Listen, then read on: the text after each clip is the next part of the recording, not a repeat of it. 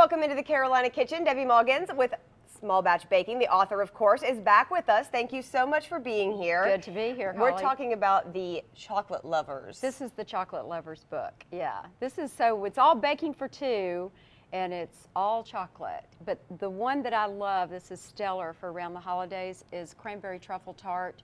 Wow. And it tastes just like you bought a truffle with a burst of cranberry to it. So let's get started. And it's time to start thinking about holiday stuff. It really is. So if you're just, you know, a lot of people don't have huge families at Thanksgiving or Christmas. So this is just perfect for the two of you. All right. Okay, this is about 3 tablespoons of cream. Okay. And into it, you stir some melted chocolate. This is semi-sweet chocolate or bittersweet chocolate. Whatever you get is fine. Just don't use unsweetened chocolate with no sugar in it or milk chocolate. Just whisk it around until it gets blended.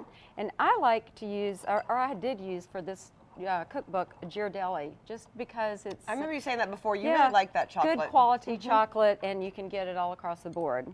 And this is 1½ egg yolks. And if you need to save the rest of the other egg yolk, you can, or toss it, but you just really need 1½.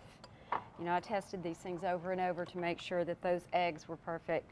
Now, the coup de grace, the best part of it is this is a pomegranate liqueur, but you can use cranberry liqueur if you can find it. Okay. And the other thing you can do is take cranberry juice and sugar and reduce it so that it gets syrupy and you get that intense taste of cranberry. All right. So that's all you do with the tart, and pour it into, divide it into both of these tart shells.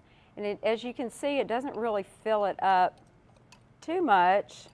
Those are baked at 350 degrees for about 20, maybe 15 minutes. But this is a chocolate glaze that's got a more melted bittersweet chocolate, and then it's also got some pomegranate liqueur in it and some sugar. And you just drizzle that over the top. Oh my gosh. And swirl it around a little bit just to cover. And to top it off, these are sugared cranberries. So all you do is take fresh cranberries, which you can buy in the market now. Okay.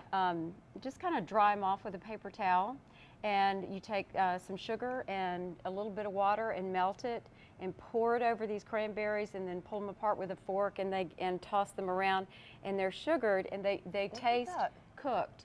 So you get that bite of sweet and a bite of sour with it, or a bite of tangy with it, and put them on that beautiful chocolate tart, and it's done, ta-da. It's fancy too. Yeah, it is fancy. People are definitely going to think you bought that at the store. I know. Fancy but easy. Yes, it was very easy. Yeah. So let's get you guys the recipe at home. Go to our website, WLOS.com. Click on the Carolina Kitchen link. That's, of course, the fastest way.